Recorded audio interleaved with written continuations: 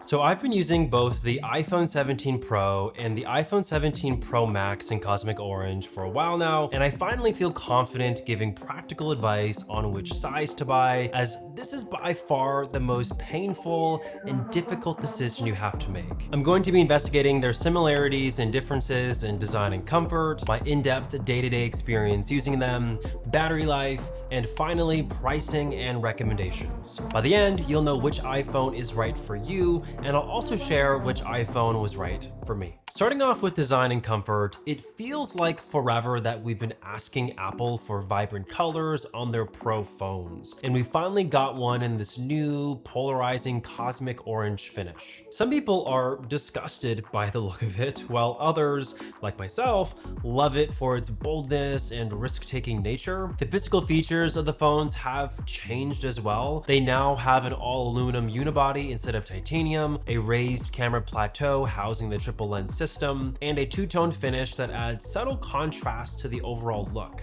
No matter the size or color you choose, this year's Pro iPhones is going to turn a lot of heads. Both phones also get a new generation of ceramic shield, which Apple claims the back to be 4 times more crack resistant and the front to be about 3 times more scratch resistant. I'm gonna need like a few months to see if these claims are true, since Apple made a big deal about scratch resistance last year, and my 16 Pro Max doesn't look good at all after 12 months. When it comes to how each size feels in the hand, the 17 Pro felt incredible to hold for the first time. Keep in mind, I've been a 16 Pro Max user for the last year, so it was eye-opening to hold a phone again that's better proportioned for your hand. It never felt too heavy, and my hand fatigue kicked in much later compared to holding a larger phone. In fact, the experience was so good that it had me second guessing whether I should cancel my Pro Max order this year. Speaking of the larger brother, when my Pro Max did arrive, it felt really big right away. It's heavier, it's taller, wider.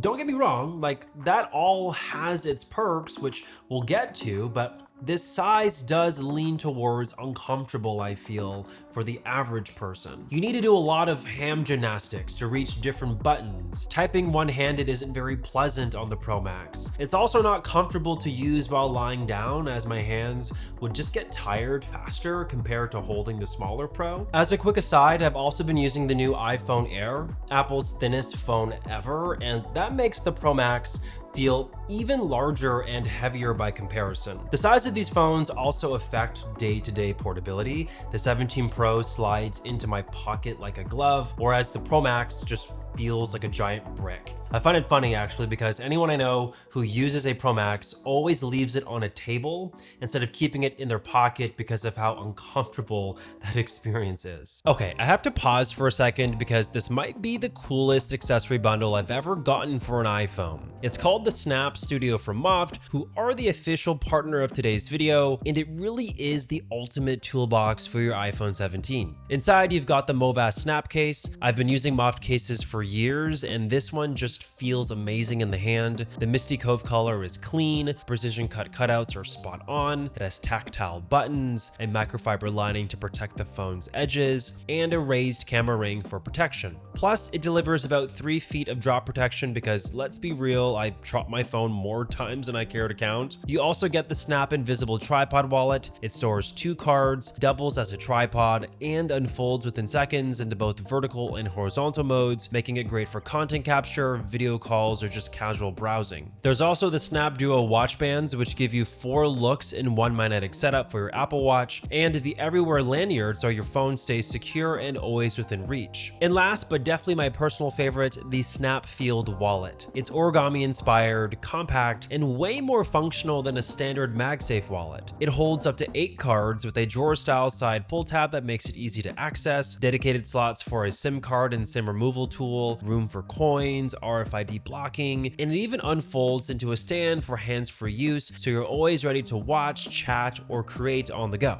So if you want the ultimate toolbox for your brand new iPhone 17, I cannot recommend the Snap Studio enough from Moft, with their Snap Case Movas being at the center of all of that, allowing you to connect to all of the really cool accessories in the box. So be sure to click the link at the top of the description down below and use Terran10 for an exclusive discount on your order today. When it comes to daily use and my in-depth experience with these phones, it's best to start with what both of them have in common. They each feature Apple's new A19 Pro chip, arguably the most powerful smartphone processor ever made. Running iOS 26 on both of these devices, the experience is shockingly smooth, fast, and snappy. Like, somehow Apple has made an already blazing iPhone feel noticeably quicker. Like, how they did that, I don't know. They also share the same improved 3000 nit display, making them much easier to see in even the most harsh lighting conditions. Both support Wi-Fi 7 and Bluetooth 6 for those of you who have advanced Wi-Fi systems. They use the exact same camera system, which I'll be getting into shortly, and they now both include a vapor chamber cooling system. So that, paired with the aluminum unibody,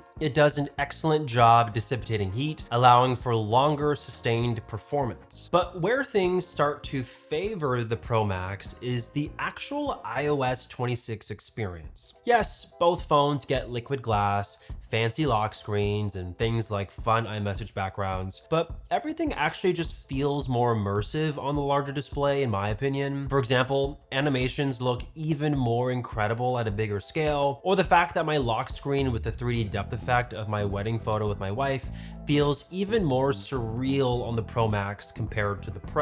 Content consumption takes full advantage of the extra space too, showing more information across all apps. This also makes GPS use much more viable in the car. So if I had to put this on a number scale, if the Pro was a 9.5 out of 10 immersive experience, the Pro Max is going to be an easy 10 out of 10. This also applies though to gaming. For all of you gamers watching this video, the A19 Pro chip, the new cooling system, and the heat dissipating body makes AAA gaming on either of these devices really good, but how they differentiate is in the immersion of that experience. If you want the most portable gaming experience possible, I would go with the iPhone 17 Pro. But if you want the most immersive, large-scale gaming experience possible, the 17 Pro Max is going to be a better choice. For the MagSafe accessories, everything fits on the Pro like a glove, which always is really satisfying to look at. While on the Pro Max, you're going to see a lot of extra spacing around the edges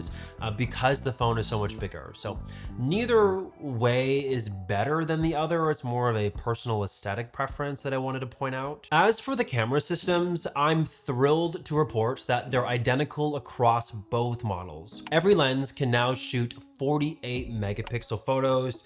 Thank you, finally. The telephoto lens is now capable of 4x and 8x optical zoom and is the most significant leap, in my opinion, across this entire system. Like, just look at some of my photos, guys. Like, I'm gonna say it, like the iPhone rear cameras are the best in the game right now in 2025. It's incredible. We also get a brand new 18 megapixel center stage selfie camera in both phones, which now has a brand new square sensor. So this allows for ultra wide angle photos that can include more people in the frame, as well as aspect ratio changes that you can do without actually having to rotate your phone. So everybody can look more natural in the photo instead of looking off into the side like you had to before because you had to rotate the phone this way. Dual capture video mode is also really cool, which is what you're seeing right now, being able to capture with both the selfie and the rear camera at once. Plus pro features like time code, Apple ProRes RAW, and 4K 120 Dolby Vision. Like, the Pro iPhone cameras this year are absolutely stacked. The only real difference in terms of using it as a camera is going to come down to screen size. Like, if you want a larger view of what you're capturing, the Pro Max is awesome for that. But if you're somebody that wants a pocket-sized powerhouse of a camera, the Pro is going to make more sense. Okay, so when it comes to battery life, both the 17 Pro and 17 Pro Max have excellent all-day battery life. Like, I haven't had any issues at all. They actually last a lot longer than I had anticipated, and both can charge up to 50% in just 20 minutes. A quick note though, in countries with eSIM-only iPhones, Apple actually included larger batteries in those to compensate, giving users more juice. So this is the case in Canada. Like my phone is eSIM only, I don't have a SIM card tray, and I actually don't mind the bonus of having more battery life. But if you're in a region that still has a SIM card tray on the new iPhone, you're gonna have a slightly smaller battery, so the battery life won't be as good, but I don't think it's gonna be a huge difference, but something worth pointing out. With that being said, the Pro Max has always had the better battery life between both of the devices. Like, it just physically has a larger battery, so you can't really defy physics here. It's gonna last longer, and I would say from my experience, it's a few hours longer than the 17 Pro. So depending on kind of your phone usage and how demanding of your needs are, you may want to consider getting the Pro Max just on sheer battery life alone. Now let's dive into pricing and recommendations. Prices went up about $100 depending on your region, but the base storage also increased to 256 gigs. It's a decent price hike though, like, don't get me wrong, but since the regular iPhone 17 is so good, which I will be covering in a future video, I don't think you need to feel pressured to buy a Pro like you had to in previous years. Like, the iPhone 17 is basically almost a 16 Pro minus a camera and a Pro chip. The moral of the story though is that Apple actually made the Pro phones better for pros. And if you fall into this category,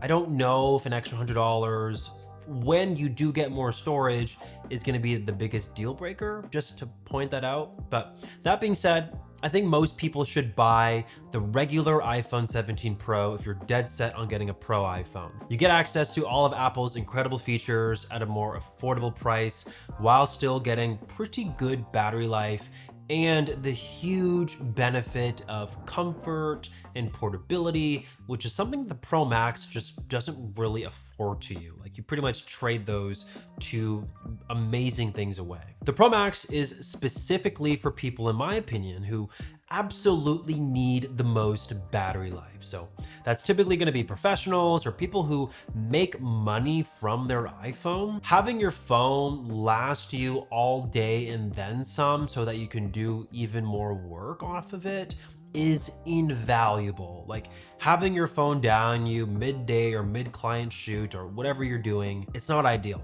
And the Pro Max really fights against those outcomes. It's also for people though who just have really large hands, or for those that actually just want the aura and status of what a Pro Max offers.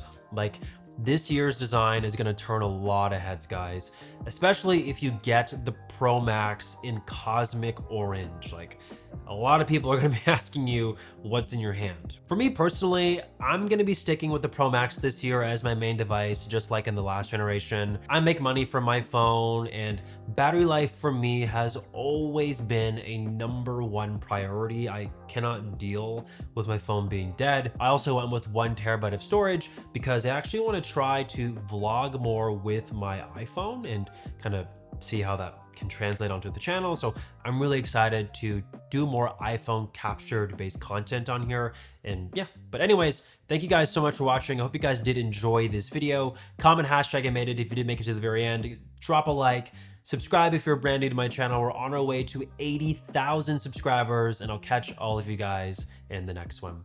Peace.